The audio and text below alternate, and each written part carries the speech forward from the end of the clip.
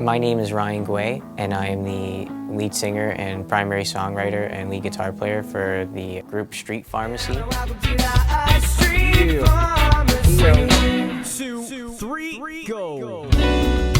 In my first year of being a teacher, my band ended up getting on Much Music, and it was crazy. We were #1 on this program called You're 11 at the time. I send shivers down your back, tell your stomach and knots, and if you're slipping on the floor, then I'll pass you a mop, cause you're moaning so loud, someone's calling the cops. While I was going around from school to school on the supply list, I met a group of kids in my hometown in Welland. All right, so basically I grew up listening to Street Pharmacy as a young kid, and I always looked up to Ryan, and the one time he taught me in religion class, and we started talking about music, and I told him I covered one of his songs. I showed him it, and he told me he wanted to give me a call sometimes because I played it pretty good, so. One day at my law class, Ryan was substituting and we started talking about music. They were always, inquisitive, like asking me questions about how, Street Pharmacy worked and how to write songs. And I thought, I'll answer all these questions, but it might be cooler just to start a club. He called me, said he wanted to start a club. And the club is just to do with music, and we just want to have a good time. Garrett messaged me or texted me, and he said Ryan Guay wants to hang out after school and play music, and I was pretty stoked, so I just kind of went. And he invited me to this group that he had started on Tuesday nights where we just sit there and listen to music. So, we get this little conference room back here and we rock. It's like high school always calls for an Everlong jam. Even when I was in high school, this is what we did.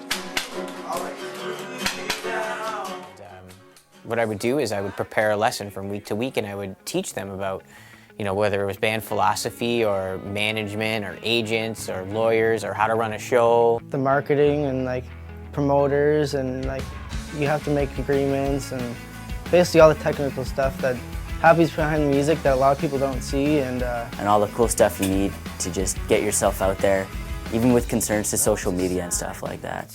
It was really good to learn. Just anything that I knew, I basically taught them in a lesson by lesson.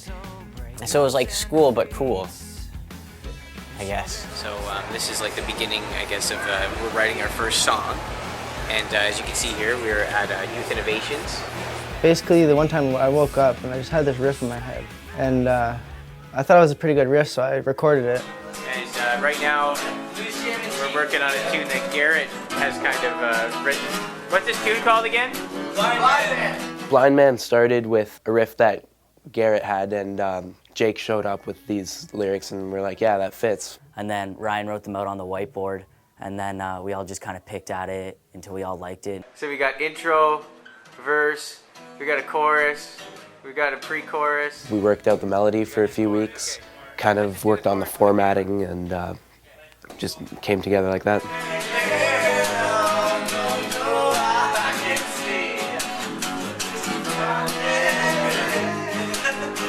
As you can see, it's a little rough at this point, but we're working on it. It's coming along. It's a beginning. It's a beginning. Andrew, we're looking at the beginning. What's really cool is that 2 weeks ago, my group of 8 or 9 kids got a tour of a little music studio where Street Pharmacy used to jam in under Volcano's Pizzeria in Fonthill. And Tim was nice enough to give us some free time.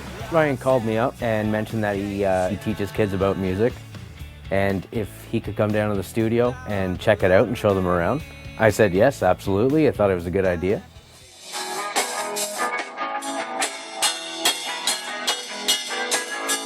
Feels good. This is what I've always wanted to do, and record an actual song. And this song's I love this song. It's so awesome.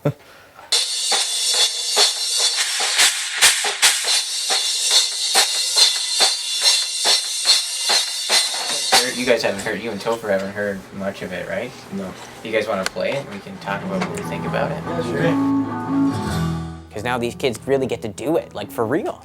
They get to come into a studio, they get to plug into an amplifier, get to use all of my equipment and all of Tim's equipment and whoever else's equipment is in here at the time, and really do it.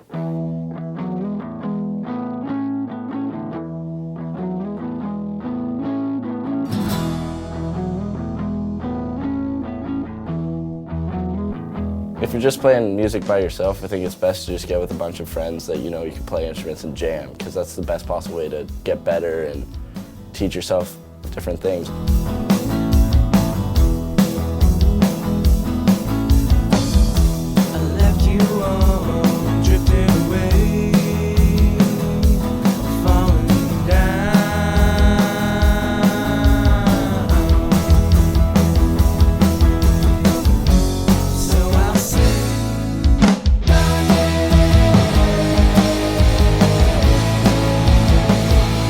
you're really into music, like this is something that's like a great experience. You get like you get to go in the studio and you get to jam with people that have like similar interests to you, and like it's just really fun. It was just a great experience to see everyone else's creativity come together and mesh. And then we were able to just turn this little club for the last 30 weeks or whatever it's been, from September to March, into having a song on iTunes and gaining a bunch of experience and being able to get a scholarship put together for their high school. Like that's awesome. I think it's been a pretty good journey.